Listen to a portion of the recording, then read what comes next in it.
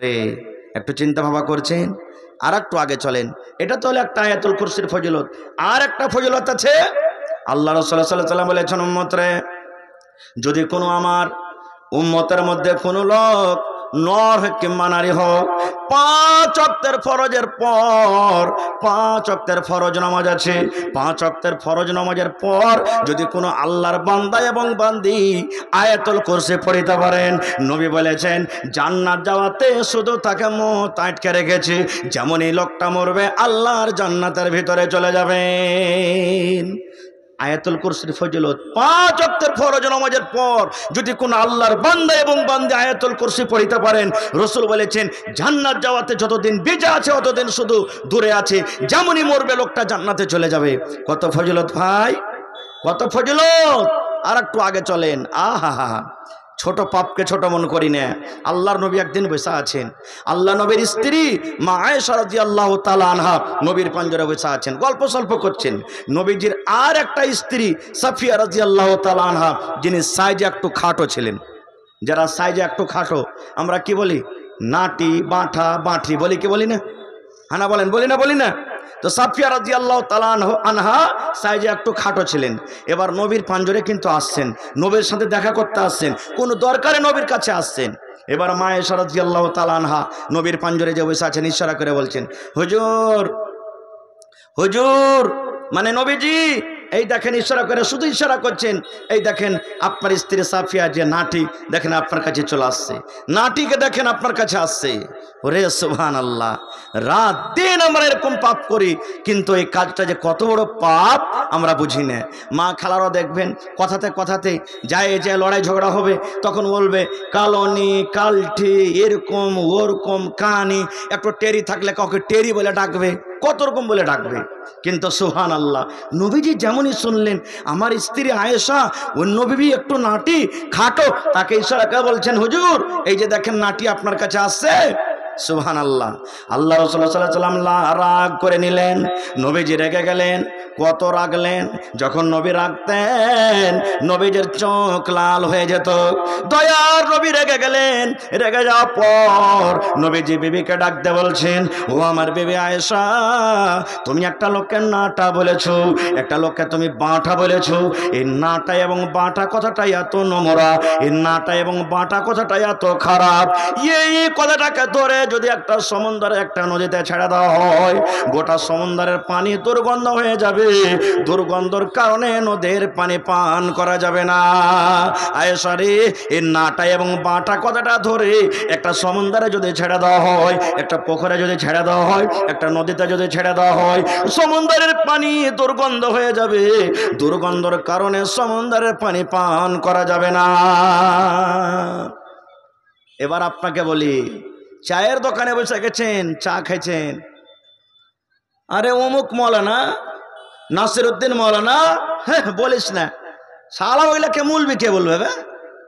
ওই মসজিদের ইমাম, হ্যাঁ, আরে ওর কথা তো বলিস না, ওইগুলাকে কে মুলবি বলবে? অমুক নামাজি লম্বা লম্বা করে দাড়ি খেয়েছে, ওর থেকে আমি ভালো আছি, একক তো নামাজ পড়ি না, দাড়ি রাখিনি, কিন্তু ওর থেকে আমি ভালোবাসি। এই যে রাত দিন আমরা গীবতে ডুবে থাকছি, বলেন পাপের কাজ হচ্ছে না হয় না? জোরে বলেন, পাপের কাজ হচ্ছে না হয় না? ওরে সুবহানাল্লাহ, আল্লাহ নবী একদিন একটা ঘোড়াতে কিংবা গাধাতে চেপে চলে যান, একটা খাট চড়ে কিংবা ঘোড়াতে কিংবা গাধাতে চেপে চলে যান।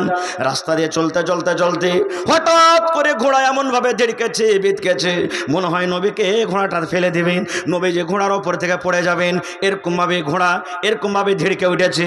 নবীজি নামলেন, নামার পর দেখছেন ওখানে কয়েকটা কবর আছে। এবার নবীজি বললেন, সাহাবীরে, এই কবরগুলোকে তোমরা জানো? এই কবরগুলোকে তোমরা কে চেনো? এই আমার ঘোড়াটা ঝিড়কেছে কারণে এই কবরের মধ্যে আযাব হয়, এই কবরে শাস্তি হয় রে, এই জন্য আমার এর জন্য আমার সওয়ারিটা আমাকে ফেলে দিবে, এরকম মনে হয়েছে। এবার সাহাবায়ে কেরাম বললেন, যে হুজুর তাদেরকে চিনি। আল্লাহ রাসূল সাল্লাল্লাহু আলাইহি ওয়াসাল্লাম বলেন, সাহাবীরে, এদেরকে কবরে আযাব হয় কি কারণে তোমরা কি জানো? বলছেন, লা ইয়া রাসূলুল্লাহ, আমরা জানি না গো নবীজি। আল্লাহ রাসূল বললেন, সাহাবীরে, গুনাহ দুটো বড়, কিন্তু বাঁচাটা হলো হলো খুবই ছোট, গুনাহ দুটা বড়, গুনাহ দুটা বড়, কিন্তু গুনাহ থেকে বাঁচাটা হলো খুব একবারে ছোট। ইচ্ছা করতে গেলে আর গুনাহ থেকে বাঁচতে পারেনি, যার কারণে সে গুনার কারণে তারকে কবরে আযাব হয়।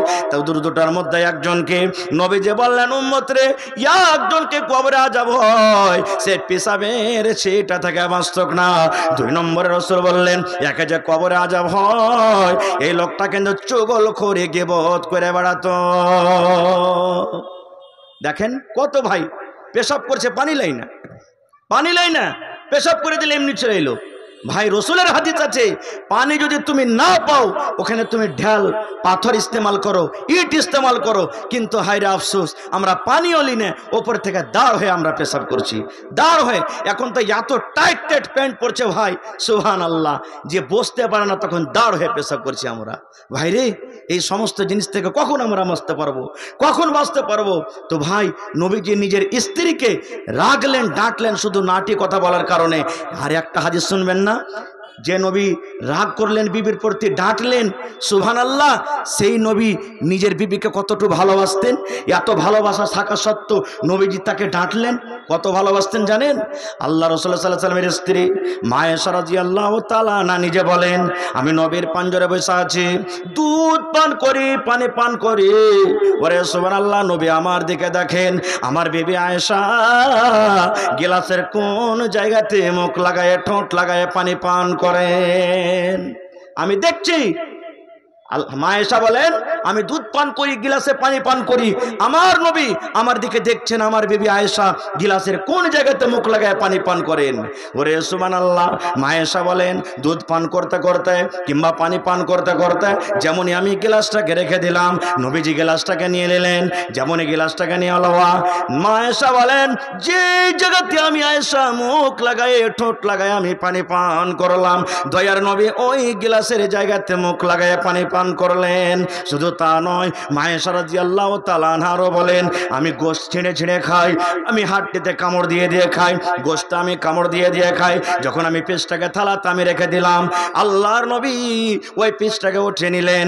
মা আয়েশা বলেন, যে জায়গাতে আমি মুখ লাগাইয়ে দাঁত লাগায় আমি কামড় দিয়েছি, দয়ার নবী ওই জায়গাতে মুখ লাগাইয়ে কামড় দিয়ে খেতেন। এত ভালোবাসতেন নবীজি নিজের বিবিকে। কিন্তু সামান্য একটা দেখেন শরীয়ত বিরোধী মুখ দিয়ে একটু অন্য ভাষা বের হওয়ার কারণে নবীজি কত রাগ করলেন। কিন্তু হায়রে আফসোসের কথা, আজকে আমরা কোটিপতি, আমার ছেলেটা ভুল করেছে, আজকে আমরা জমিদার মানুষ, আমার ছেলে মেয়েরা আজকে ভুল করেছে, কিন্তু আমরা তাকে ভুল ভুল মনে করি না। বিচার পঞ্চায়েতে বসবেন, দেখেন বিচারে বসে মন্ডল, সর্দার, মুখিয়াজি, বেশিরভাগই আমরা, শুধু আপনারা বলবেন যে আমাদেরকে বলছেন তা নয়, বেশিরভাগ জায়গাতেই যদি কোনো কমজোর লোকের সাথে ঝামেলা হয়ে যায়, ওই সত্য পথে আছে তাও কিন্তু আমরা তাকে ধমক দিয়ে আমরা রেখে দিই, রাখি কি রাখি না? একটা হাদিস শোনেন মুসলমান, আল্লাহ আর নবীর জামানাতে একটা জমিদার ঘরের, একটা ধনী ঘরের মেয়ে চুরি করেছে, চুরিতে ধরাও পড়ে গেছে। চুরি করেছেন, চুরিতে ধরা পড়েছেন, শরীয়তের ফয়সালা, চুরিতে ধরা পড়তে গেলে কি হবে? হাত কাটা যাবে। এবার ওই জমিদার ঘরের লোকেরা তখন ভাবা চিন্তা করে বলছে, হারে নবীর দরবারে তো কেস চলে গেছে, আর আমাদের এই মহিলাদের হাত কাটা পড়বে চুরিতে, আর হাত যদি কেটে যায় আমাদের মান সম্মান শেষ হয়ে যাবে। তো কি করতে হবে? একটা কাজ কর, সুবহানাল্লাহ, একজনকে নবীর দরবারে সুপারিশ করার জন্য পাঠা, যে নবীজি না হয়তো কোনো রকমের দিক ওদিক করে তাকে মাফ করে দেন, হাতটা কাটিয়েন না। সুবহানাল্লাহ, কাকে ধরবো? সুবহানাল্লাহ, আল্লাহর নবীর একজন ছেলে ছিলেন যাকে নবীজি বেটা বানালছিলেন, বেটাটার নাম কি বললাম? যায়েদ বিন হারেসা, নাকি? যায়েদ বিন হারেসা রাদিয়াল্লাহু তাআলা আনহুকে তার কাছে গিয়ে বলছেন, তুমি একটু সুপারিশ করো যে নবীর দরবারে। চলে গেলেন Osama bin Zayed, Osama bin Zayed বলছেন তুমি সুপারিশ করো। চলে গেলেন, যাওয়ার পর তখন সেই ওসামা বলছেন, নবীজি একটা কথা বলবো। বলছে কি? বলছে ওই যে আপনার কাছে একটা কেস এসেছে, অমুক মহিলা চুরিতে ধরা পড়েছে, তো যদি একটু এদিক ওদিকের আপনি পারতেন তো ওকে মাফ করে দিতেন। সুবহানাল্লাহ। দয়ার নবী যেমন এই কথাটা শুনলেন, ওরে সুবহানাল্লাহ, নবীজি রেগে গেলেন। রেগে যাওয়ার পর নবীজি ওসামাকে বলছেন, এরা ওসামা তুমি শুনে নাও, আল্লাহর কসম করে বলি তোমাদের এই কারণে সুপারিশ কারণে আগেকার লোকেরা ধ্বংস হয়ে গেছে, হালাক হয়ে গেছে। যখন ওদের গরিবেরা যখন কোনো ভুল করত তাদেরকে শাস্তি দেওয়া হতো, আর যখন ধনীরা কোনো ভুল করত তাদেরকে ঝেড়ে দেওয়া হতো। আমি আল্লাহর কসম করে বলি শুনে লাও রে, আমার মেয়ে, আমার কলেজার টুকরা ফাতেমা যদি